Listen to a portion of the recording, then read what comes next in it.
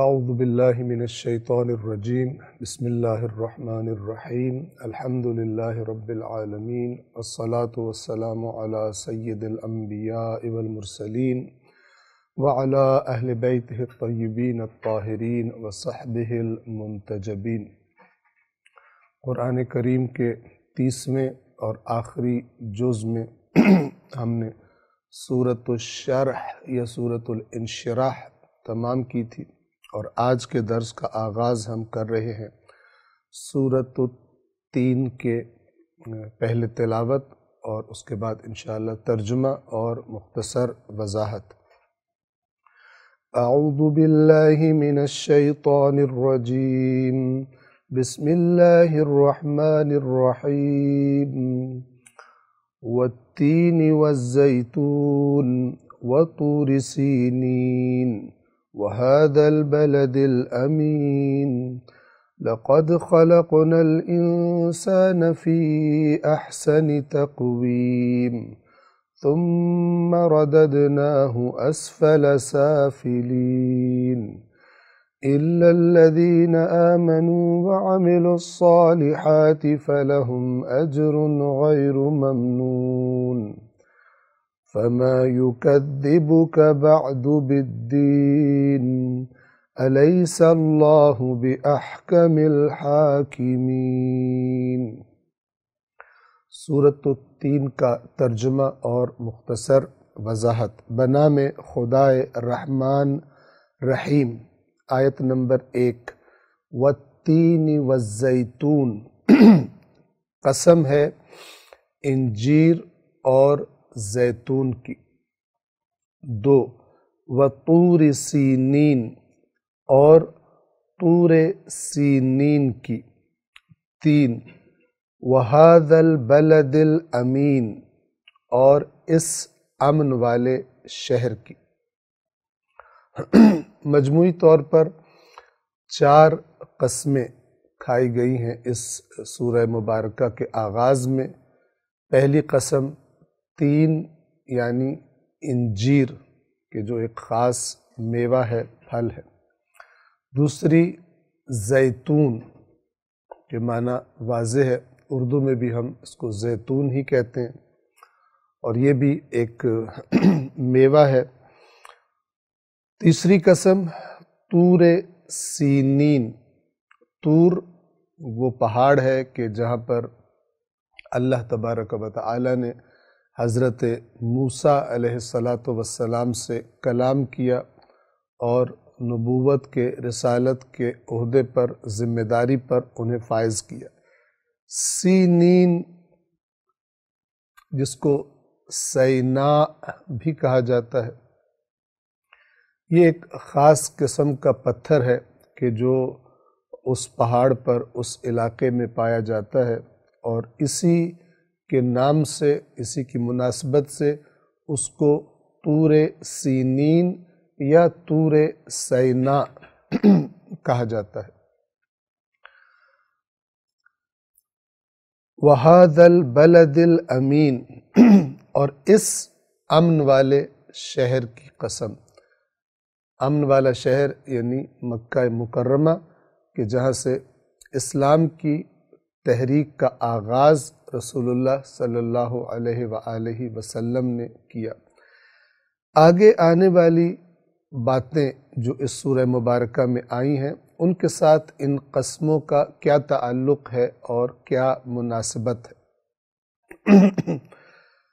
بعض نے یہ فرمایا کہ یعنی بعض علماء تفسیر نے یہ فرمایا کہ تین اور زیتون انسان کے بدن کی نشو و نما میں، بدن کی غذائیت کے لیے 2 بہترین اور بہت زیادہ فائدے رکھنے والے میوے ہیں، اور طور سینین اور ھذا البلد الامین یعنی طور سینین اور مکہ مکرمہ، یہ 2 جگہیں انسان کی روح کی نشو و نما کے لیے یعنی انسان کی ہدایت کے لیے 2 اہم ترین مقامات ہیں، کیونکہ 2 اولو العزم انبیاء کی تحریک کا آغاز ان جگہوں سے ہوا تھا۔ انسان کے بدن کی نشو و نما کا انتظام جو اللہ نے کیا ہے، اور انسان کی روح کی ہدایت اور نشو و نما کا جو انتظام کیا ہے، ان دونوں کو گواہ بنایا جا رہا ہے ان باتوں پر کہ جو اس سورہ مبارکہ میں آگے آ رہی ہے۔ اور بعض علماء نے یہ کہا کہ تین اور زیتون سے مراد دمشق یعنی شام اور فلسطین کی سرزمینیں ہیں، کہ یہ دونوں سرزمینیں بھی بہت سارے انبیاء کی تحریکوں کے آغاز کی سرزمینیں ہیں۔ اور تین اس لیے کہا گیا کہ وہاں پر یہ میوہ بہت زیادہ اگتا ہے، اور اس سرزمین کو اسی زیادہ کثرت سے اگنے والے میوے کی وجہ سے، انجیر کی وجہ سے تین کہہ دیا گیا۔ اور اسی طرح فلسطین میں اس علاقے میں زیتون کثرت سے اگتا ہے، تو اسی کی مناسبت سے اس کو زیتون کہہ دیا گیا۔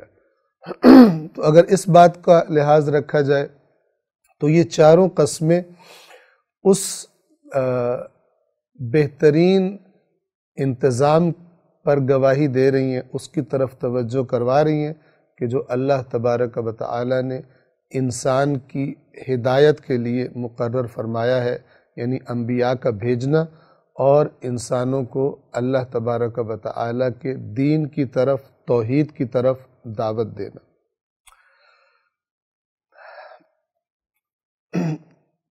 قسم ہے انجیر اور زیتون کی اور طور سینین کی اور اس امن والے شہر کی، یعنی مکہ مکرمہ کی۔ ان چاروں قسموں کے بعد کیا بات کی جا رہی ہے، یعنی کس بات پر تاکید کرنے کے لیے یہ قسمیں کھائی گئی ہیں؟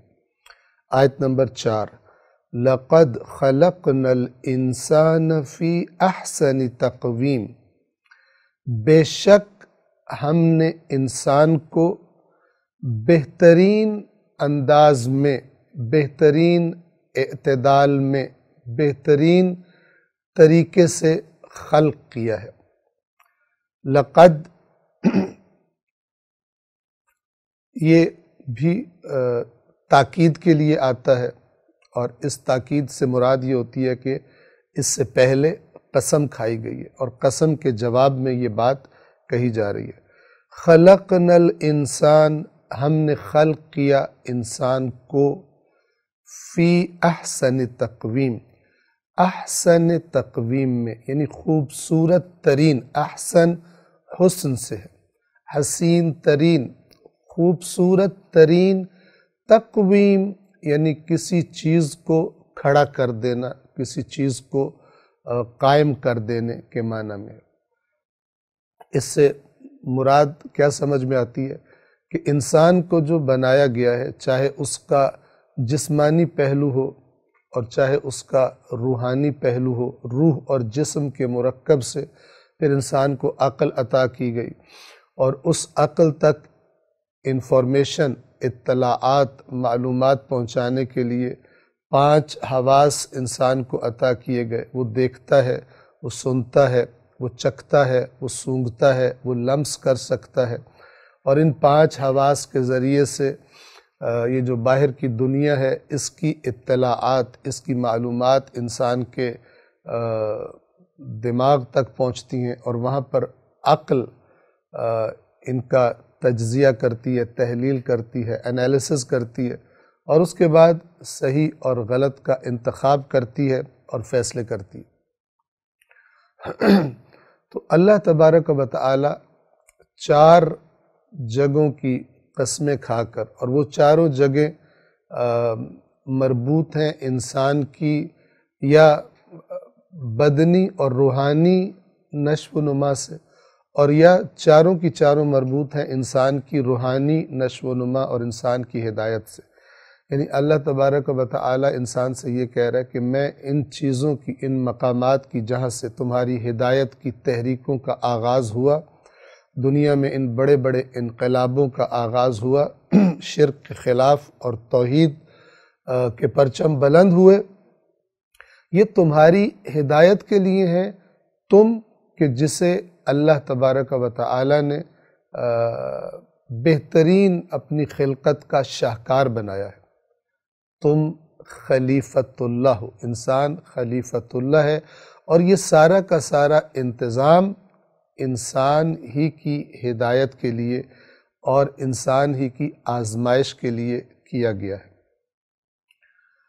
انسان اگر اس ہدایت سے استفادہ کرے تو وہ خلیفۃ اللہ ہے، اپنے اندر ان صفات کو پیدا کرے، پھر انہیں مضبوط کرے، ان کی پرورش کرے، تو جیسے جیسے یہ اچھی صفات انسان کے اندر مضبوط ہوتی جاتی ہیں، بڑھتی جاتی ہیں، اس طرح انسان اللہ تبارک و تعالی کا قرب حاصل کرتا ہے۔ لیکن اگر انسان اللہ کی اس نعمت کو ٹھکرا دے اور بجائے اللہ کی رہنمائی کے اپنی خواہشات نفسانی کو رہنما بنا لے اور قرآن ہی کے الفاظ کے مطابق اپنی خواہش نفس کو اپنا رب بنا لے، اس کو اپنا ہدایت کرنے والا قرار دے دے، تو یہی انسان کہ جس کو احسن تقویم میں خلق کیا گیا تھا، یہ اسفل السافلین، یعنی جو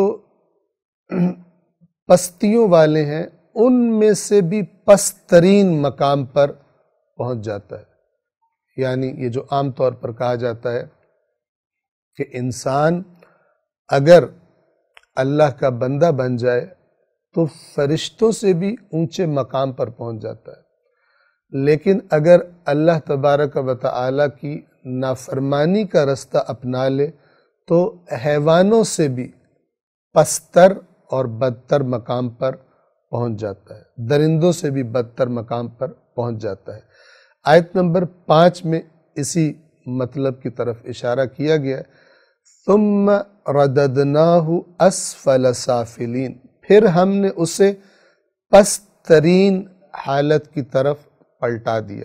دو طرح سے اس کی مراد لی گئی ہے، ایک تو یہ کہ انسان اپنی آخری عمر میں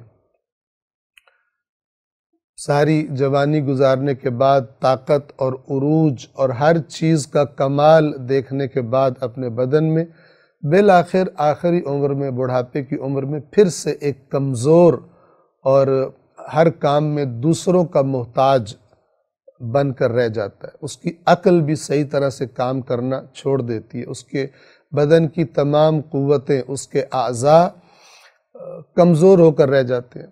یہ معنی بھی مراد لیا گیا کہ یہ بھی اپنی جگہ پر صحیح ہے۔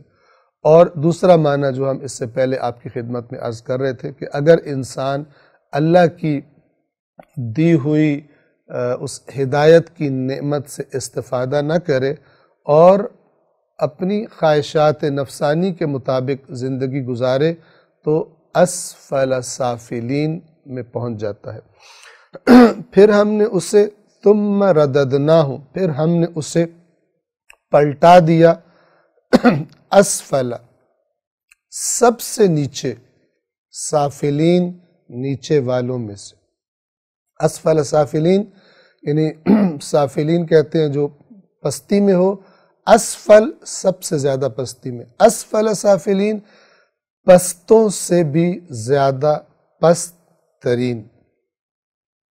یہ انسان کے سامنے دو راستے ہیں، یا تو اللہ کی ہدایت کو قبول کرے اور بہترین مقامات پر، بلند ترین مقامات تک پہنچ جائے، اور یا اللہ کی اس ہدایت کو جو اس نے انسان کی دنیا و آخرت کی کامیابی کے لیے بھیجی ہے، انتظام کیا ہے، اسے رد کر دے، اور نتیجے میں انجام کیا ہو؟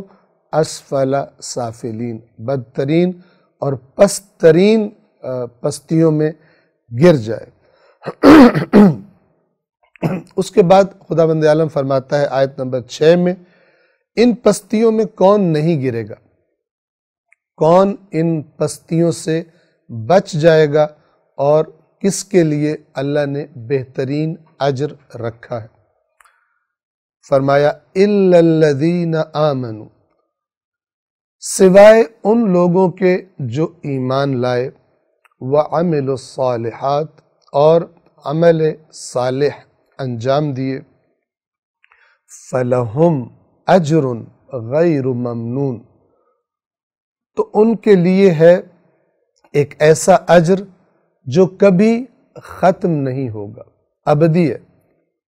یعنی دنیا کی جن لذتوں اور آسائشوں کے لیے تم اللہ کی ہدایت کو ٹھکرا رہے ہو، جتنی بھی دنیا کی چیزوں کو اپنے پاس جمع کر لو، ہر آرام، ہر آسائش، ہر لذت تم اپنے گھر میں اور اپنے دسترخوان پر جمع کر لو، عارضی ہے، ہمیشہ تمہارے پاس نہیں رہے گی۔ اور اگر اس میں شک ہو تو اپنے آس پاس معاشرے میں، دنیا میں نگاہ دوڑا کر دیکھ لو، کون ہے امیر ترین انسانوں میں سے، کون ہے کہ جس کے پاس نعمتیں ہمیشہ کے لیے رہی ہوں؟ سب چلے گئے اور سب چلے جائیں گے۔ اللہ تمہیں ایک ایسے اجر کا وعدہ کر رہا ہے کہ جو کبھی ختم نہیں ہوگا، جس کو مل گیا بس مل گیا، پھر اس سے چھنے گا نہیں، نہ اس سے چھنے گا اور نہ ہی کبھی وہ نعمتیں ختم ہوں گی، سوائے ان لوگوں کے جو ایمان لائے اور نیک عمل کرتے رہے، تو ان کے لیے بے انتہا اجر ہے۔ غیر ممنون، دو معنی ہے اس کے۔ ایک معنی وہی جو ہم نے عرض کیا کہ کبھی ختم نہ ہونے والا، اور ایک معنی ہے ایسا اجر کہ جس کو تولا نہ جا سکے، یعنی بے انتہا، یعنی بے حساب۔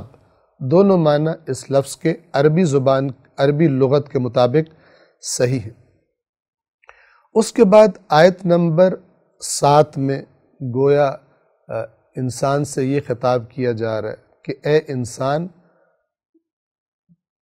تیرے رب نے تجھے اتنی نعمتیں دی، تجھے بہترین انداز میں خلق کیا، اور پھر تیری ہدایت کا بہترین انتظام کیا، اور تو یہ سب کچھ دیکھتا بھی ہے، اس سے استفادہ بھی کرتا ہے، اس کائنات کے نظام کو، اپنے رزق کے نظام کو تو دنیا میں دیکھ رہا ہے، انبیاء کی تحریکوں کے بارے میں تو سنتا ہے، تو پڑھتا ہے۔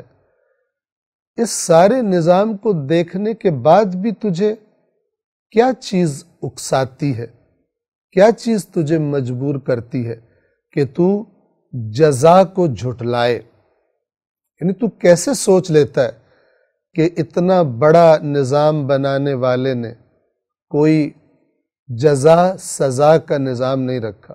تو دیکھتا ہے بہت سارے لوگ دوسروں پر ظلم کرتے ہیں، دوسروں کے حقوق کھا لیتے ہیں، اور بعض دفعہ اس دنیا میں کوئی ان کو پکڑ نہیں سکتا، گرفت میں نہیں لے سکتا، اور بعض لوگ تو دیکھتا ہے کہ انتہائی مصیبت میں، مشکلات میں زندگی گزارتے ہیں، ظالموں کے ظلم کا شکار ہو کر بہت ہی ایک تلخ مشکل زندگی گزارتے ہیں۔ تو کیا سوچتا ہے کہ ان ظالموں سے کبھی بدلہ نہیں لیا جائے گا، انصاف نہیں ہوگا، مظلوموں کو کبھی انصاف نہیں دیا جائے گا؟ اس نظام کے نظم کو، اس نظام کی وسعت کو، اس نظام کائنات کی خلقت کے انداز کو جب تو دیکھتا ہے تو یہ نہیں سوچتا کہ یہ نظام بیہودہ اور باطل خلق نہیں کیا گیا؟ آیت نمبر 7، فَمَا يُكَذِّبُكَ بَعْدُ بِالدِّينِ، تو اس کے بعد یعنی یہ جو ساری باتیں ہم نے تجھ سے کر دی ہیں، یہ قسمیں پھر انسان کی خلقت بہترین انداز میں، پھر اس کا پستیوں کی طرف گر جانا، ان باتوں پہ غور کر۔ ان باتوں کے بعد، پس اس کے بعد روز جزا کے بارے میں کون سی چیز تجھے جھٹلانے پر آمادہ کرتی ہے؟ کون سی دلیل ہے تیرے پاس کہ تو کہتا ہے قیامت نہیں آئے گی، تو کہتا ہے کہ حساب کتاب نہیں آئے گا، یا کہتا ہے کہ قیامت نہیں آئے گی، یا تیرا عمل بتا رہا ہے کہ تجھے یقین نہیں ہے کہ تیرا حساب کتاب ہونا ہے۔ پس اس کے بعد روز جزا کے بارے میں کون سی چیز تجھے جھٹلانے پر آمادہ کرتی ہے؟ 8ویں اور آخری آیت میں اللہ تبارک و تعالی فرماتا ہے الیس اللہ باحکم الحاکمین، کیا نہیں ہے اللہ حکم کرنے والوں میں سے بہترین اور مضبوط ترین حکم کرنے والا، یعنی فیصلہ کرنے والا۔ یعنی اللہ نہ صرف یہ کہ فیصلہ کرے گا، بلکہ وہ تو بہترین قاضی ہے، وہ تو بہترین منصف ہے، وہ تو بہترین عادل ہے۔ اس کے نظام میں ہی غور کر لے کہ اس نے جو کچھ خلق کیا ہے اس کے رزق کا بھی بندوبست کیا ہے، اور کیسا نظام بنایا ہے تقسیم رزق کا۔ ہواؤں کا چلنا دیکھ، بارشوں کا برسنا دیکھ، زمین کے اندر سے سبزے کا، درختوں کا، کھیتیوں کا اگنا دیکھ، اس نظام کو دیکھ، کتنا بہترین نظام بنانے والا ہے۔ اپنے بدن کے نظام کو دیکھ، کیسے تیرے لیے بہترین غذائیں میسر کر دی ہیں، اس کے بعد تیرے بدن کے اندر جانے کے بعد کس طرح نظام ہضم اور دیگر نظامات تیرے بدن کے اندر بنا دیے۔ وہ بہترین نظام بنانے والا آیا ظالموں اور مظلوموں کے لیے بہترین فیصلہ نہیں کرے گا؟ اس نے کوئی ایسا دن مقرر نہیں کیا، کوئی ایسا وقت مقرر نہیں کیا ہے۔ تو اس کے بعد روز جزا کے بارے میں کون سی چیز تجھے جھٹلانے پر آمادہ کرتی ہے؟ اور سن لے، کیا اللہ حاکموں میں سے سب سے بڑا حاکم یا سب سے بہترین حکم کرنے والا، فیصلہ کرنے والا نہیں ہے؟ احکم الحاکمین، یعنی حاکمین میں سے احکم، اس سے مراد سب سے زیادہ مضبوط، سب سے زیادہ بڑا، سب سے زیادہ طاقتور، سب سے زیادہ بہترین، عین عدل و انصاف فیصلہ کرنے والا، حکم کرنے والا۔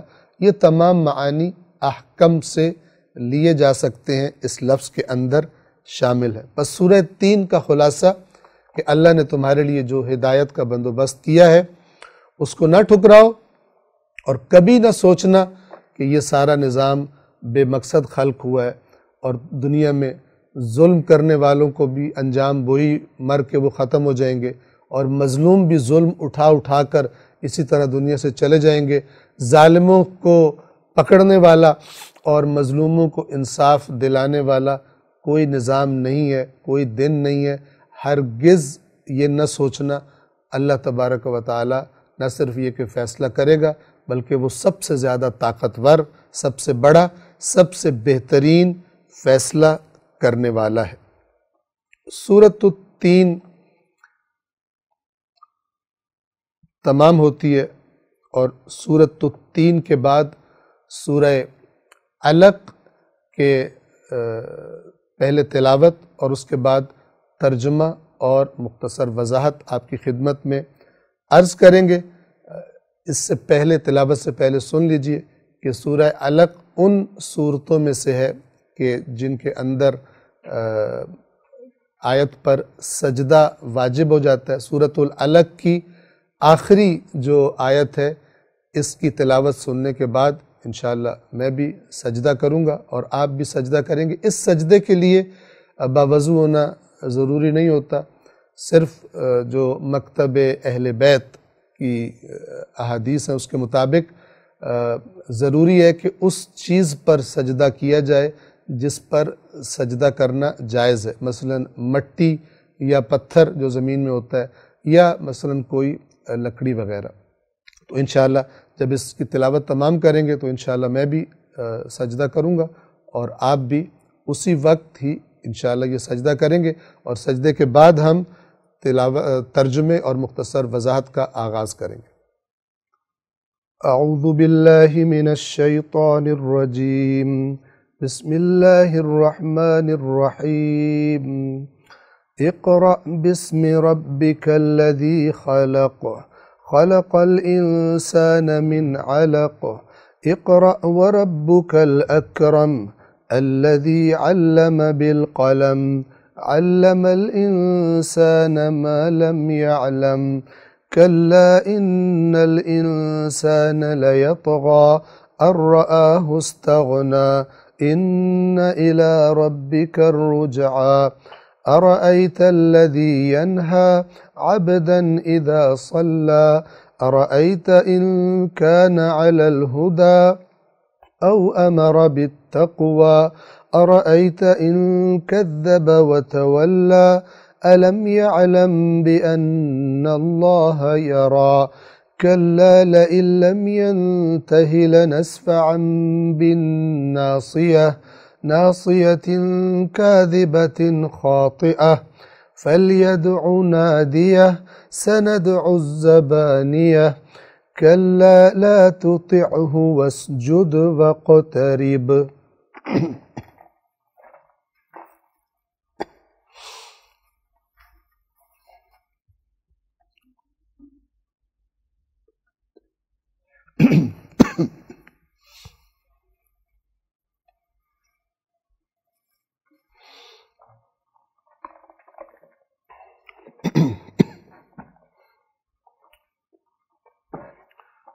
سورۃ العلق کا ترجمہ اور مختصر وضاحت۔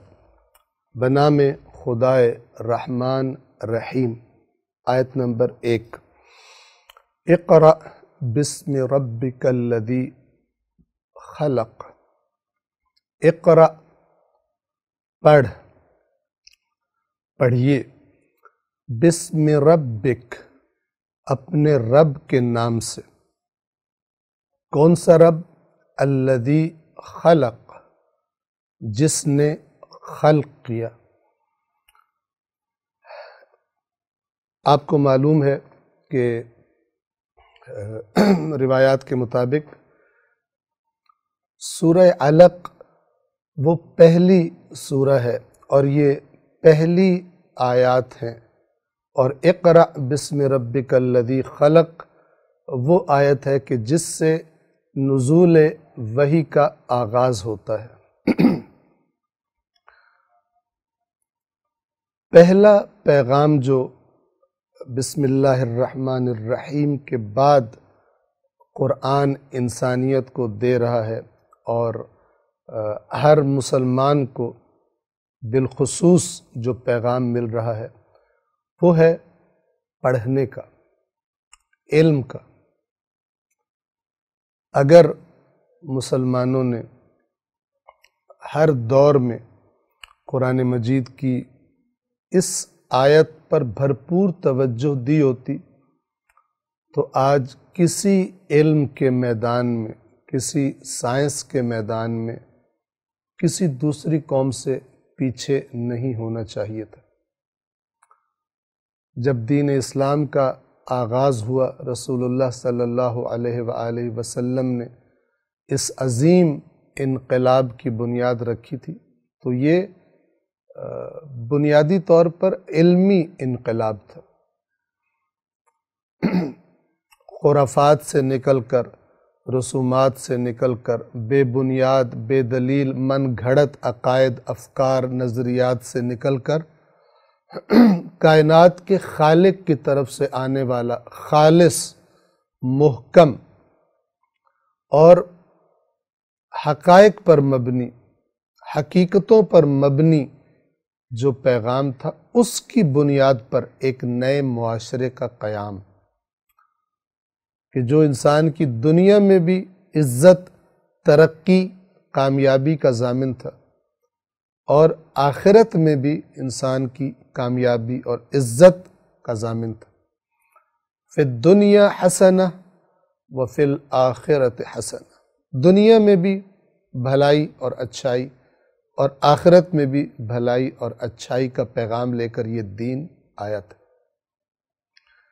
بہرحال آج جب ہم مسلمانوں کی حالت دیکھتے ہیں، دوسری اقوام عالم کے ساتھ موازنہ کرتے ہیں، تو یہ آیت گواہی دے رہی ہے کہ اللہ نے ہم سے جو چاہا تھا وہ ہم نے جیسے کرنا چاہیے تھا ویسے نہیں کیا، لہٰذا ہم میں سے ہر ایک کو، قرآن پڑھنے والے، قرآن سننے والے ہر مسلمان کو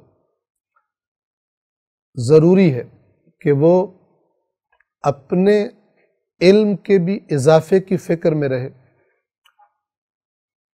علم یعنی حقیقت، نہ کہ جو بھی مجھے پتہ ہے اس کو علم سمجھوں، بلکہ میں دیکھوں کہ جو مجھے پتہ ہے کیسے پتہ چلا ہے، کن ذرائع سے، کن جگہوں سے میں نے علم حاصل کیا ہے، وہ جگہیں قابل اعتماد ہیں یا وہ جگہیں قابل اعتماد نہیں ہیں، اور اس سب کی رہنمائی قرآن میں اور احادیث میں رسول اللہ اور اہل بیت اطہار علیہم السلام نے بیان فرمائی ہے۔ لیکن ان کا نام لینے والے، قرآن کا، رسول اللہ کا، اہل بیت کا نام لینے والے بہت زیادہ ہیں، لیکن ان کے احکام پر، ان کی باتوں پر سنجیدگی کے ساتھ عمل کرنے والے، سنجیدگی سے ان کی باتوں کو سمجھنے والے، یہ بہت ہی کم افراد ہیں۔ تبھی یہ نتیجہ دنیا میں آج ہم دیکھ رہے ہیں جو مسلمانوں کی حالت ہے۔ تو ہم میں سے ہر ایک کو چاہیے اس آیت سے یہ پیغام لیں کہ اپنے آپ کو بھی اور اپنے معاشرے کو بھی، چونکہ اسلام وہ دین نہیں ہے، اسلام قبول ہی نہیں کرتا کہ کوئی انسان فقط اپنی فکر میں رہے۔ یہ بڑی ہی منحرف سوچ ہے، بڑی ہی گمراہ کن سوچ ہے، اور اسلام کی تعلیمات کی مخالف سوچ ہے کہ کوئی انسان صرف اپنی فکر میں ہو۔ اور یہ جملہ جو سنا جاتا ہے، ہم نے اپنی قبر میں جانا ہے، تم نے اپنی قبر میں جانا ہے، انہوں نے اپنی قبر میں جانا ہے، ہمیں کیا؟ یہ ہمیں کیا، یہ اسلام نہیں ہے۔ ہمیں ہے امر بالمعروف، اسلام کے بنیادی ترین احکامات میں سے، نہی عن المنکر اسلام کے بنیادی ترین احکامات میں سے، تعاونوا علی البر والتقوی، واضح ترین نیکی اور تقوی کے کاموں میں ایک دوسرے کے ساتھ تعاون کرو۔ هل يستوي الذین یعلمون والذین لا یعلمون، کیا علم رکھنے والے اور علم نہ رکھنے والے برابر ہو سکتے ہیں؟ تو قرآن مجید نے وَقُلْ رَبِّ زِدْنِي عِلْمًا، اور اے رسول کہیے، یعنی اللہ سے دعا کیجئے کہ اے میرے رب علم کے اعتبار سے مجھے زیادہ کر دے، یعنی میرے علم میں اضافہ فرما۔ رسول اللہ سے بڑھ کر کون ہوگا؟ ان کو قرآن سکھا رہا ہے، اللہ سکھا رہا ہے کہ آپ نے ہمیشہ علم کے اضافے کی دعا مانگنی ہے، اور یہ دعا صرف دعا نہیں ہے، یعنی عمل سے بھی ایسی کوشش کرنی۔ تو تعلیمی تحریک چلانا، لوگوں کو جہالت سے نکالنے کی کوشش کرنا، یہ بھی بہترین جہاد قرار پائے گا، خود قرآن مجید اور محمد و آل محمد علیہم السلام کی تعلیمات کے مطابق۔ اس کے لیے کوشش کرنا، اس پر خرچ کرنا، اس کے لیے پلان کرنا، بہترین نیک کاموں میں سے بلا شک و شبہ شمار پائے گا۔ تو اس آیت سے یہ پیغام، پہلا ہی لفظ اقرأ، پڑھیے اپنے رب کے نام سے جس نے خلق کیا۔ رب کون ہوتا ہے؟ پالنے والا، مخلوق کی جتنی ضروریات ہیں ان کو پورا کرنے کا ذمہ دار، وہ رب کہہ رہا ہے اقرا، پڑھیے، وہ رب آپ سے کہہ رہا ہے، اس کی ربوبیت آپ سے تقاضا کر رہی ہے کہ یہ پوری کائنات علوم کا سرچشمہ ہے آپ کے لیے، اس میں غور کرنا۔ ان فی ذلک لآیات لقوم یتفکرون، کہ اس کائنات کی چیزوں میں غور و فکر کرنے والوں کے لیے نشانیاں ہیں۔ کتنی جگہوں پر آپ نے قرآن سارا سنا ماہ رمضان کے دوران، عقل اور فکر اس کائنات کی خلقت، اس کے نظام، اس کے قوانین کے بارے میں فکر اور غور کرنے کا اللہ تبارک و تعالیٰ نے حکم دیا ہے۔ پڑھیے اپنے رب کے نام سے جس نے خلق کیا، ہر چیز اسی نے خلق کی ہے، اس کی طرف اشارہ کیا۔ آیت نمبر 2 میں بالخصوص چونکہ خطاب انسان سے ہے، اس قرآن کا خطاب، تو انسان کو توجہ دلائی جا رہی ہے کہ کائنات کی ہر چیز کی خلقت کو بھی دیکھ، لیکن اپنی خلقت کو بھی دیکھ۔ آیت نمبر 2، خلق الانسان من علق، اس نے انسان کو خون کے ایک قطرے سے یا ایک لوتھڑے سے، جمع ہوا خون، علق، اس کے بہت سارے معنی عربی زبان میں کیے جا سکتے ہیں۔ چپکا ہوا خون یعنی آپس میں چپکا ہوا، یا رحم مادر کی دیوار سے چپکا ہوا۔ اس نے انسان کو جمے ہوئے خون یا چپکے ہوئے خون یا خون کے لوتھڑے سے خلق کیا۔ آیت نمبر 3 پھر تاکید فرمائی، اقرا، پڑھیے، وَرَبُّكَ الْأَكْرَمُ، اور آپ کا رب سب سے بڑا کریم ہے۔ کریم کا لفظ انسان کے بارے میں بھی استعمال ہوتا ہے، غیر اللہ کے بارے میں بھی استعمال ہوتا ہے، اللہ کے بارے میں بھی استعمال ہوتا ہے، خود قرآن مجید نے کیا ہے۔ لیکن ہم پہلے بھی عرض کر چکے کہ وہ الفاظ کہ جو قرآن میں اللہ کے لیے بھی استعمال ہوئے اللہ کی صفت کے طور پر، اور غیر اللہ کے لیے بھی استعمال ہوئے، تو اس کا معنی ہرگز یہ نہیں ہوتا کہ جس طرح انسان کو کریم کہا جا رہا ہے اسی معنی میں اللہ کو کریم کہا جا رہا ہو، نہیں۔ خدا کے بارے میں جب کوئی لفظ استعمال ہوتا ہے تو اس کا کامل ترین معنی مورد نظر ہوتا ہے، ایسا معنی جس میں کوئی نقص، کوئی عیب، کوئی کمی تصور نہیں کی جا سکتی، محال ہے۔ لیکن جب اللہ کے علاوہ کسی کے بارے میں استعمال ہوتا ہے تو اس کے اپنے درجے کے مطابق، اللہ بھی عالم ہے مثال کے طور پر، اور انسان کو بھی عالم کہا جاتا ہے، لیکن انسان کے بارے میں جب عالم استعمال ہوگا تو اس کے علم کے مطابق، لیکن اللہ کے بارے میں جب عالم استعمال ہوگا تو وہ ہر چیز کا عالم ہے، اور وہ ہمیشہ عالم ہے، اور کوئی چیز نہیں جو اس کے علم سے غائب ہو، بس کوئی نقص، کوئی عیب، کوئی کمی فرض نہیں کی جا سکتی۔ تمام کمیوں سے پاک کر کے عالم کا مکمل مفہوم اور معنی ہم لیں گے جب یہ لفظ اللہ کے بارے میں استعمال ہوگا۔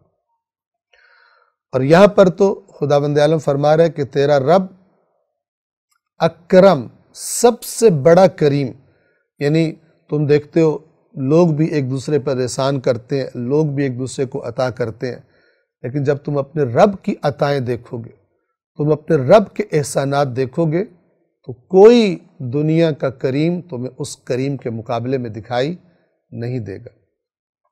اور اس کا ایک بڑا کرم کیا ہے؟ 4، الذی علم بالقلم، جس نے قلم کے ذریعے تعلیم دی۔ آپ کو معلوم ہے کہ اگر قلم یعنی کیا چیز؟ یعنی وہ آلہ کہ جس کے ذریعے علم کو لکھ کر محفوظ کر لیا جاتا ہے، سٹور کر لیا جاتا ہے ڈیٹا کو، مثال کے طور پر اگر اس کو انسان کی زندگی سے نکال دیں تو ہم دیکھیں گے کہ ایک بہت بڑا حصہ گزشتہ افراد کی جو محنتیں تھیں، ان کے جو تجربات تھے، ان کی جو تحقیقات تھی، وہ ضائع ہو جائے گا، اور انسان کی ترقی کی رفتار بہت زیادہ سست ہو جاتی، بہت مشکل ہو جاتا اگر قلم کے ذریعے علم کو محفوظ کرنا نہ بتایا جاتا انسان کو۔ تو خداوند عالم بتا رہا ہے کہ یہ اللہ ہے، وہ سب سے بڑا کریم، اور آپ دیکھیے اپنے آپ کو سب سے بڑا کریم اللہ تعالیٰ کہہ رہے ہیں، کس چیز کے ساتھ ریلیٹ کر رہے ہیں اس کو، کس چیز کے ساتھ جوڑ رہے ہیں اس کو؟ قلم کے ذریعے علم سکھانے کے ساتھ۔ پھر آپ اندازہ کیجئے کہ دین اسلام میں علم، لکھنا، محفوظ کرنا علم کو، یہ کتنی زیادہ اہمیت رکھتا ہے۔ یعنی گویا اسلام کی تحریک کا آغاز ہو رہا ہے، یعنی علم کی تحریک کا آغاز ہو رہا ہے۔ اسلام کی تحریک یعنی علم کی تحریک، یعنی جہالت کے خاتمے کی تحریک۔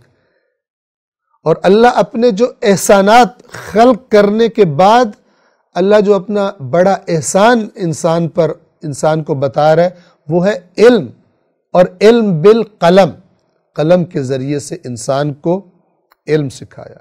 اقرأ وربک الاکرم، پڑھیے اور آپ کا رب بڑا کریم ہے۔ الذی علم بالقلم، جس نے قلم کے ذریعے علم سکھایا، تعلیم دی۔ 5 علم الانسان ما لم یعلم، انسان کو وہ تعلیم دی۔ تعلیم عربی زبان ہی کا لفظ ہے، اس کا معنی ہوتا ہے علم سکھانا، علم کو منتقل کرنا۔ استاد تعلیم دیتا ہے، یعنی اپنے علم کو اپنے شاگردوں کی طرف منتقل کرتا ہے۔ علم سکھانے کو تعلیم کہتے ہیں۔ اس نے انسان کو وہ علم سکھایا جسے وہ نہیں جانتا تھا۔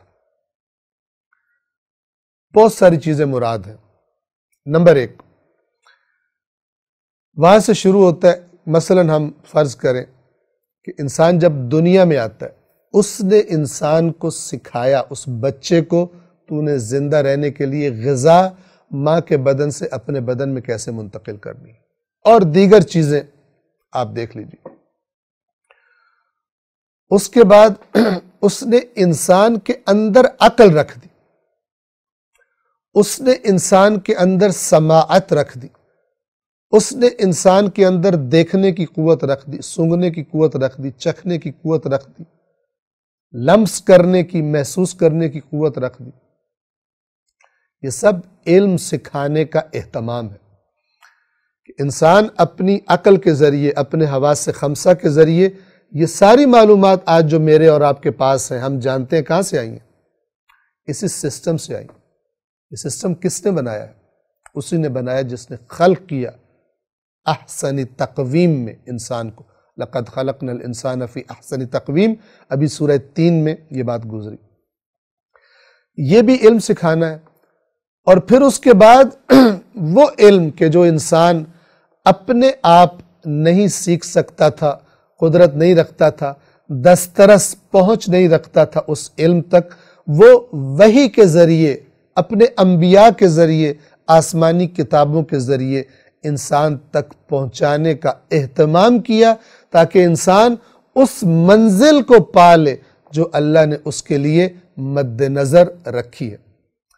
اس بہترین مقام تک انسان پہنچ جائے کہ جو اللہ تبارک و تعالی نے جس تک پہنچنے کے لیے اس کی آزمائش کی ہے، اس کو یہ تمام ٹولز، آلات دے کر، جس میں عقل ہے، حواس خمسہ ہے، اور اس کے بعد اپنے انبیاء کے ذریعے، آسمانی کتابوں کے ذریعے یہ سارا انتظام کیا ہے، اور کہا ہے کہ یہ میدان ہے، اس میں جتنا آگے نکل سکتے ہو، اپنا مقام پیدا کر سکتے ہو، پیدا کرو۔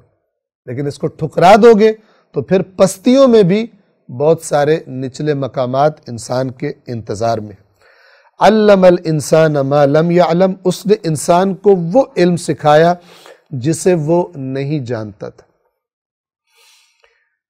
جب انسان دنیا میں آتا ہے کتنا کچھ جانتا ہوتا ہے، لیکن خدا نے ایسا انتظام کر دیا کہ ایسے ایسے عظیم انسان دنیا میں گزرے ہیں کہ جنہوں نے انسانوں کی زندگیوں میں انقلاب پیدا کر دیے، اور ان سب سے اوپر اللہ کے نبی ہیں کہ جنہوں نے انسان کو یہ بتایا ہے کہ اسی دنیا میں تمہاری انتہا نہیں ہے، ہم تمہیں ایسا راستہ بتاتے ہیں کہ دنیا میں بھی کامیابی اور عزت اور ترقی تمہارے لیے تمہیں عطا ہوگی، اور آخرت میں ابدی ہمیشہ رہنے والی عزت اور نعمت بھی تمہیں عطا ہوگی۔ یہ دین کے پیغام کا خلاصہ ہے۔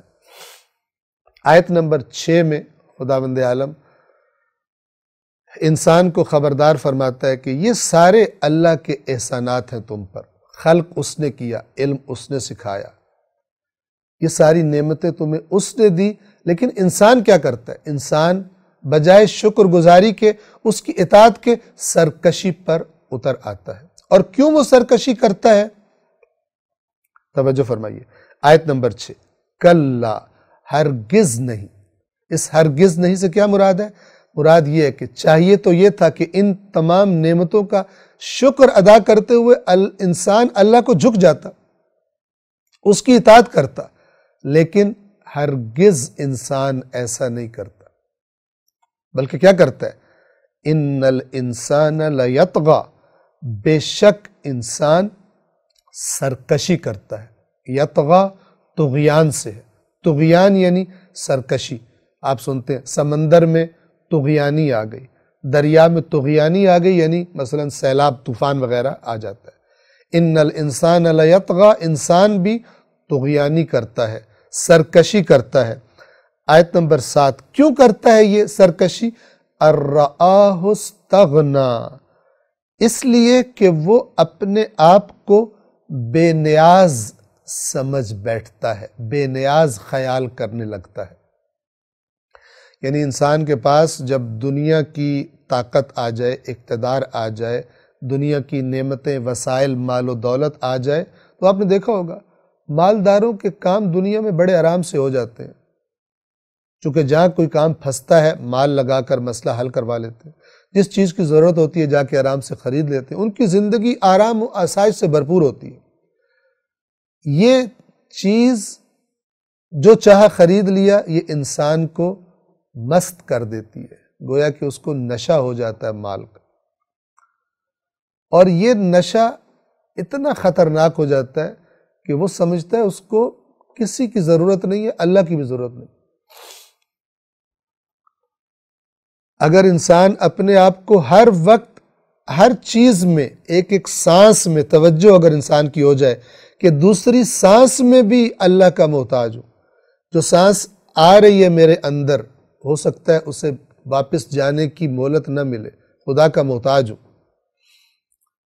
یہ جو میں دنیا کی نعمتیں مثلا ان کی لذتیں لے رہا ہوں، کھانے پینے دیگر چیزوں کے ذریعے سے، ہر چیز میں خدا جب چاہے میری زبان کو بیکار کر دے، چکھنے کی صلاحیت ختم ہو جائے، میری آنکھوں سے رنگوں کو دیکھنے کی صلاحیت ختم ہو جائے، کلر بلائنڈ ہو جاؤں مثال کے طور پر، کانوں سے سننے کی صلاحیت ختم ہو جائے، جیسے کہ ہم بعض ایسے انسانوں کو اپنے آس پاس دیکھتے ہیں، تو وہ اس کو نشہ نہیں چڑھے گا مال کا، لیکن بالعموم یہ نشہ یہ چڑھ جاتا ہے انسان کو، خاص طور پر جب دنیا کی نعمتیں فراوان ہو جاتی ہیں اس کے پاس، تو پھر آپ نے دیکھا کہ زیادہ تر جو مالدار ہوتے ہیں پھر وہ اللہ کی نافرمانی اور سرکشی پر آ جاتے ہیں، اپنے مخالفوں کو اپنے مال کے ذریعے سے بدترین جھوٹے مقدمے بنوا دیے، کچھ کر دیا، مار پیٹ کروا دی، قتل کروا دیا۔ اللہ تبارک و تعالی فرما رہا ہے کہ تم سے امید تو یہ تھی کہ تم شکر گزاری کرتے، تم جانتے ہو، غور کرو یہ کہاں سے آیا تمہارے پاس، تمہارا اپنا وجود کہاں سے آیا، اور تم نے مرنا بھی ہے، تو نشہ تو نہیں ہونا چاہیے تھا تمہیں، لیکن ہو جاتا ہے۔ کلا ان الانسان لیطغی، ہرگز نہیں، یعنی بجائے شکر گزاری کے انسان کیا کرتا ہے؟ انسان تو یقیناً سرکشی کرتا ہے۔ 7 ارآہ استغنا، اس لیے کہ اس سبب سے کہ وہ اپنے آپ کو بے نیاز خیال کرتا ہے۔ استغنا، غنا، غنی ہونا، وہی مالدار ہو جانا، اور چونکہ مالدار پھر اپنے آپ کو بے نیاز سمجھتا ہے کیونکہ سمجھتا ہے میرا مال میری ہر ضرورت پوری کر دے گا، اسی سے یہ معنی نکلتا ہے۔ اور آیت نمبر 8 میں اللہ تعالیٰ فرماتا ہے کر لو سرکشی، ان الی ربک الرجع، بے شک آپ کے رب ہی کی طرف لوٹنا ہے، پلٹ کر جانا ہے، سب نے رجوع کرنا ہے، سب نے واپس جانا ہے، سرکشی کرو یا اطاعت کرو، سب کو بالآخر اللہ کی طرف واپس لوٹ کر جانا ہے۔ آیت نمبر 9 ارأیت الذی ینہا، کیا آپ نے اس شخص کو دیکھا ہے جو روکتا ہے، نہیں کرتا ہے یعنی منع کرتا ہے، روکتا ہے، کس کو روکتا ہے؟ آیت نمبر 10 عبدن اذا صلی، ایک عبد کو، ایک بندے کو جب وہ صلاۃ یعنی نماز پڑھتا ہے۔ روایات کے مطابق روکنے والے سے مراد ابو جہل ہے، اور جس کو روکا جا رہا ہے وہ عبد محمد صلی اللہ علیہ وآلہ وسلم ہے۔ ابتدائے اسلام کے ایام میں رسول اللہ جب نماز پڑھتے تھے تو یہ ابو جہل ان افراد میں سے تھا کہ جو سر فہرست، ابو جہل تھا، ابو لہب وغیرہ تھے، سر فہرست تھے رسول اللہ کو روکنے کے لیے، مخالفت کرنے کے لیے، مذاق اڑاتے تھے، اذیتیں کرتے تھے۔ اب خداوند عالم ان آیات میں خبردار فرما رہا ہے، کیا آپ نے اس شخص کو دیکھا ہے جو روکتا ہے، عبدن اذا صلی، ایک بندے کو جب وہ نماز پڑھتا ہے۔ آیت نمبر 11 ارأیت، یہ ارأیت کا لفظ جب آتا ہے تو آنکھ سے دیکھنا بھی اس سے مراد ہوتا ہے، اور بعض اوقات کہ غور کیجئے دیکھ کر، اس رؤیت دیکھنا دو معنی میں استعمال ہوتا ہے، یاد رکھیے عربی زبان میں، آنکھ سے دیکھنا بھی اور عقل کی آنکھ سے دیکھنا یعنی غور کرنا، ان دونوں معنوں میں استعمال ہوتا ہے۔ ارأیت، کیا آپ نے دیکھا، ان کان علی الہدی، کہ اگر وہ بندہ جو نماز پڑھ رہا ہے وہ ہدایت پر ہو۔ 12 او امر بالتقوی، یا تقوی کا حکم دیتا ہو، تقوی کا حکم دیا ہو اس نے، یعنی آپ غور کیجئے کہ وہ جو بندہ نماز پڑھ رہا ہے وہ تو ہدایت پر ہو، اور یا وہ تقوی کا حکم دینے والا ہو، اس کی حالت یہ ہو، جبکہ وہ جو روک رہا ہے اس پر غور کیجئے اس کی حالت کیا ہو۔ آیت نمبر 13 ارأیت ان کذب وتولی، کیا آپ نے دیکھا کہ اگر وہ دوسرا یعنی جو روک رہا ہے وہ اگر وہ جھٹلا رہا ہو اور منہ پھیر رہا ہو، یعنی ہدایت سے پشت کرتا ہو، ہدایت سے منہ پھیرتا ہو۔ 14 الم یعلم بان اللہ یری، کیا اس کو علم نہیں ہے، کیا وہ جانتا نہیں ہے کہ اللہ دیکھ رہا ہے؟ کیا مطلب؟ توجہ فرمائیے۔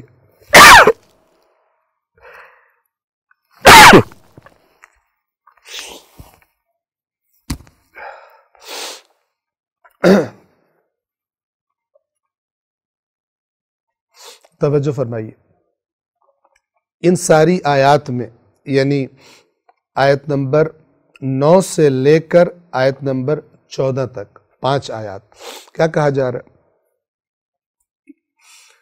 اللہ تعالیٰ فرما رہا ہے کہ اگر یہ بندہ تو ہدایت پر ہو، نماز پڑھنے والا، اور وہ جو روکنے والا ہے وہ جھٹلانے پر تلا ہو، تو انجام کیا ہوگا؟ انجام یہ کہ اللہ تبارک و تعالیٰ اس کو گرفت میں لے گا۔ اسے یہ سوچنا چاہیے، اس روکنے والے کو یہ غور کرنا چاہیے کہ اگر یہ نماز پڑھنے والا ہدایت پر ہے تو پھر میری حرکتوں کا مجھ سے انتقام لیا جائے گا، اللہ انتقام لے گا، اللہ پکڑ میں اور گرفت میں حتماً مجھے لے گا اور مجھے سزا دے گا۔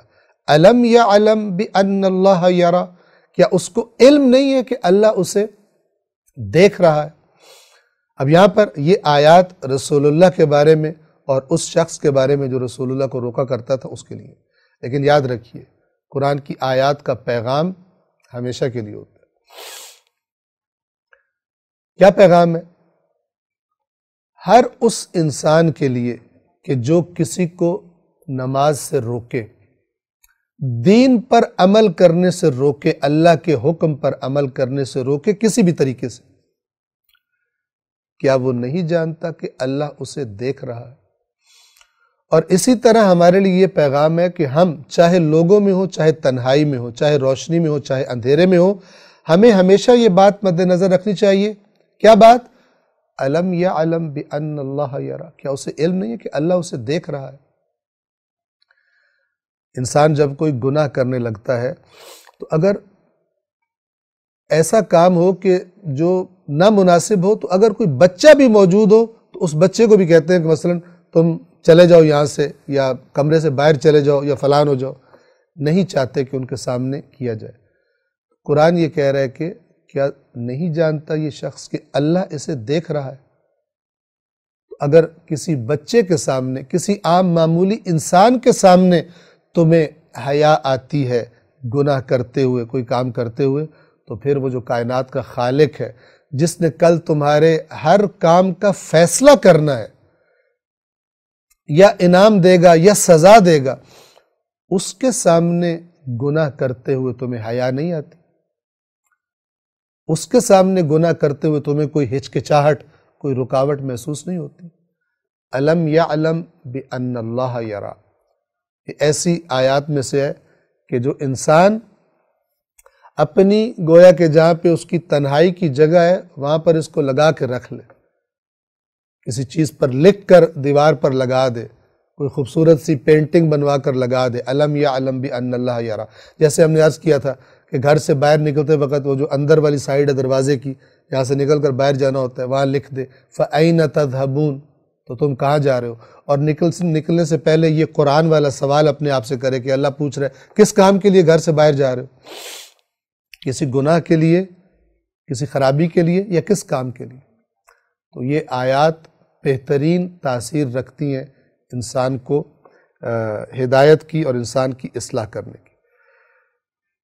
اس کے بعد پھر خداوند عالم اس نماز سے روکنے والے شخص کو خبردار فرما رہا ہے، کلا، ہرگز نہیں، ہرگز نہیں، یعنی تجھے ہرگز نہیں چھوڑا جائے گا، تو خبردار ہو جا، اس روش سے باز آ جا، لَإِن لَّمْ يَنْتَهِ، اگر یہ شخص باز نہ آیا، لَنَسْفَعًا بِالنَّاصِيَةِ، تو یقیناً ہم اس کی پیشانی پکڑ کر گھسیٹیں گے۔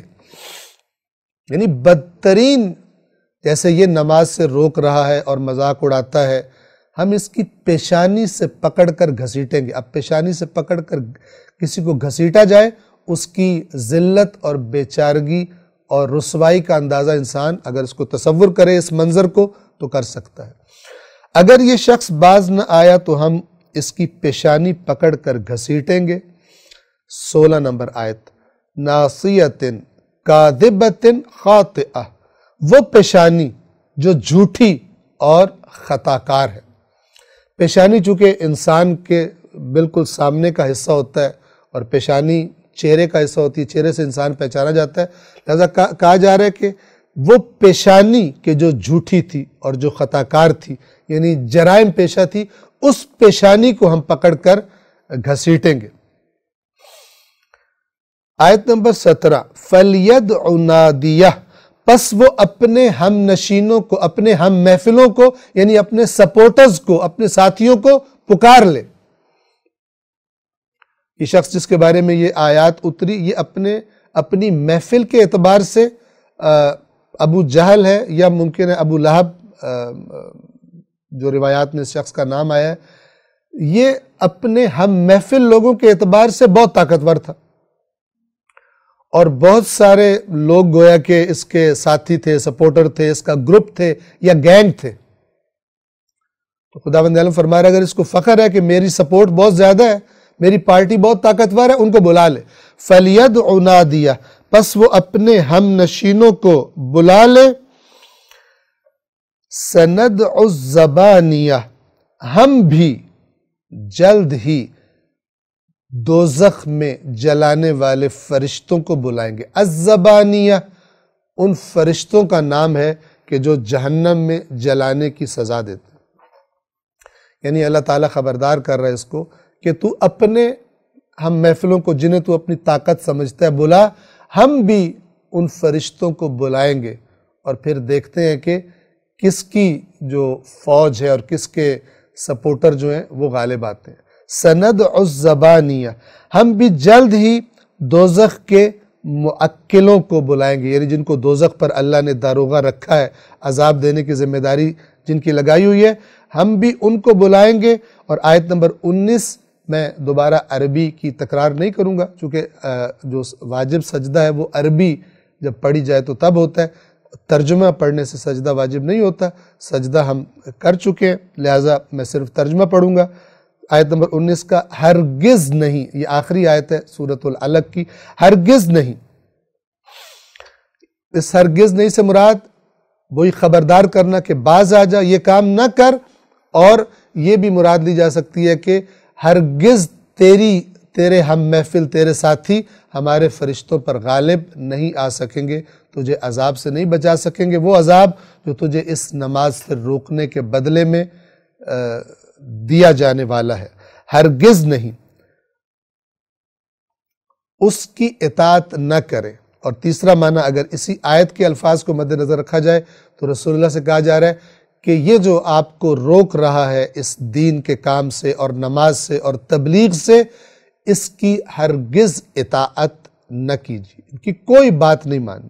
متعدد مقامات پر قرآن میں یہ تاکید رسول اللہ کو فرمائی گئی ہے، ہرگز نہیں اس کی اطاعت نہ کرے اور سجدہ کرے اور اللہ کا قرب حاصل کرے۔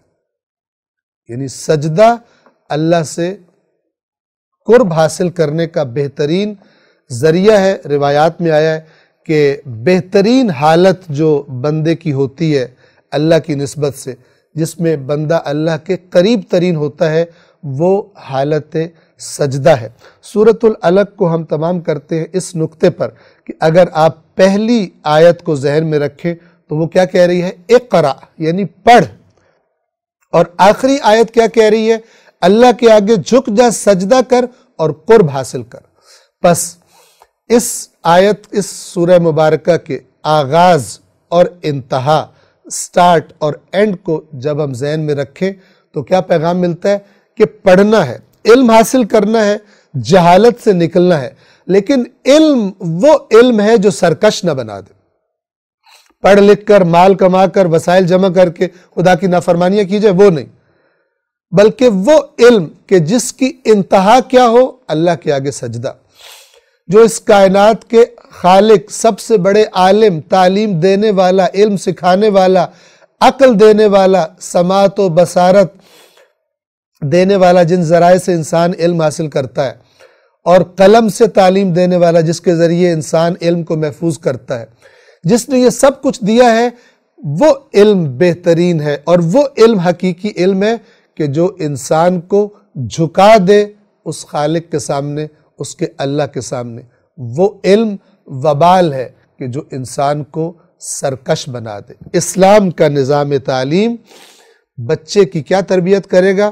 کہ اس نے علم حاصل کرنا ہے، اس پر واجب ہے، لازم ہے، لیکن اس طرح تربیت کی جائے گی کہ جب اس کے پاس علم آ جائے، وہ زندگی کے کسی بھی شعبے میں جائے، وہ عبد خدا ہو، خداوند عالم کی کسی بھی مقام پر نافرمانی اور سرکشی اس کے دل میں نہ آتی ہو، اور اگر دل میں تو وسوسہ آ سکتا ہے، لیکن اس کے عمل میں خدا کی نافرمانی نہ آئے۔ سورۃ العلق تمام ہوئی، انشاءاللہ سورۃ القدر آئندہ درس میں بیان کی جائے گی۔ والسلام علیکم ورحمۃ اللہ وبرکاتہ۔